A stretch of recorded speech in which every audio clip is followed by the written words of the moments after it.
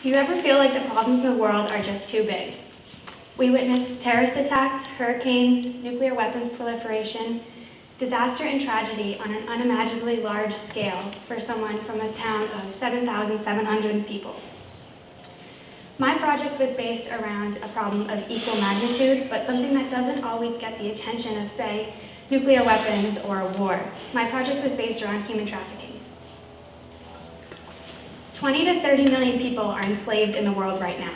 To give you some perspective, that's about the size of the population of Texas, which is the second largest state in the US, or about 30 of the population of New Hampshire. In Saudi Arabia, women often can't leave the house without a male guardian. In Honduras, one woman is murdered every 18 hours. 2 million women in the Democratic Republic of the Congo have been raped.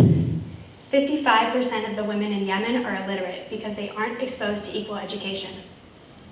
Women and minorities are oppressed all around the world in the name of culture, religion, tradition, and power.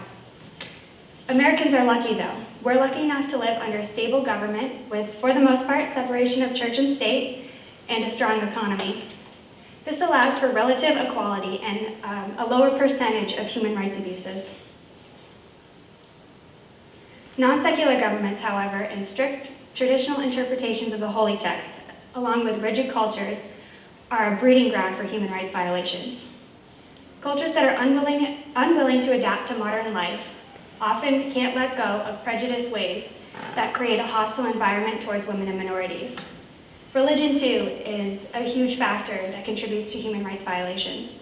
Fundamentalist groups and ultra-religious groups are often cruel towards those who don't necessarily agree with them, creating a hostile environment for those as well. Oppressive dictators and terrorist groups are cruel towards, demean others to maintain their own power. They blame minorities and make them into threats. This instability does not bode well for minorities and women. It creates a culture where refugees are common, and these are the causes of slavery around the world. Now, if I asked you to picture what one of these slaves might look like, what would you think of? Think about it in your head for a second. Would you be surprised if I told you that this is happening right here in New Hampshire? That it's not necessarily a Central American laborer or a Nepali girl who sold into a brothel in India like that was in my movie. So for part of my project, I did a panel at Red River with a social worker and a police officer from Manchester who is in a special victims unit, and they told stories of human trafficking right here in New Hampshire. They told stories of how addiction and a heroin epidemic fostered this environment of human trafficking, and how someone who is addicted would do anything, including be abused and sold into human trafficking to get the drug. The risk factors that cause human trafficking around the world are the same ones that cause human trafficking here in New Hampshire, such as poverty and drug abuse. Now, these people are not in the position to change their situation. They're not in a position to help themselves. This is a huge problem around the world and here in New Hampshire in our own community. What can one person possibly do to combat this? I'm just a high school student living in a small town in a small state. How can I make a difference? One of the first things I did was I went to Millbrook Elementary School this summer for their summer school program, and I read to children in kindergarten, first, and second grade. Most of them were from refugee families. It was there that I met this kid named Bushiri. Bushiri was going into first grade, and he was also from a refugee family. He spoke almost no English. Despite the language gap, though, he was one of the kids who was most excited to be read to. After every book that we finished, I would always ask him, do you want to read another one, or do you want to go back to class? And he always wanted to read another one.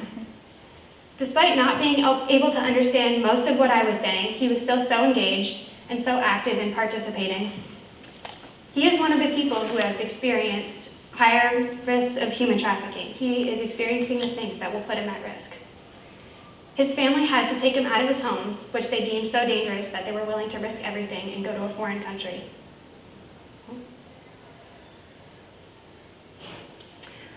People caring for him in Concord, however, were able to put him on a better track, and now hopefully he will have the same opportunities that you and I have. These small acts are making a big difference in his life, and hopefully in the lives of everyone else at the camp. So I decided to base my project around this organization called Free the Girls. Free the Girls is a nonprofit organization that collects both bras and money. and they donate them to women who have escaped human trafficking in Mozambique, El Salvador, and Uganda. So one of the most frequent questions I got as I did this project was, why bras? What do the bras do? So when you donate a bra, it goes directly to a woman who has escaped human trafficking in one of those 3 countries. And those women sell the bras as a way to make money and rebuild their lives after liberation. Because once they're free from human trafficking, they're not truly free. They're not truly free from the economic situation that got them into a vulnerable position in the first place. And so these bras, which are expensive all around the world, provide a way to make money and rebuild their lives. So for my event, I showed the movie Sold, which is about human trafficking, a girl who's sold into a brothel in India, like I mentioned before. And I collected bras and money at the event. I collected, in the end, about $600 and about 300 bras. The 300 bras are going to be about 3/4 of a monthly inventory for a woman in Mozambique. So here we are in this safe, affluent, relatively small town, and we've won the lottery. We got very lucky. We live in this small town, but we're still connected to the larger world, and we have the opportunity to make this world a better place. So the challenge for us, for all of us, is to find something you're passionate about and figure out how you can make it into something that will help someone else. No matter what you're interested in, whether it's math, art, science, politics, it can be anything. You can use it to help someone else. We all have the power to change the world and the responsibility to use it. Thank you.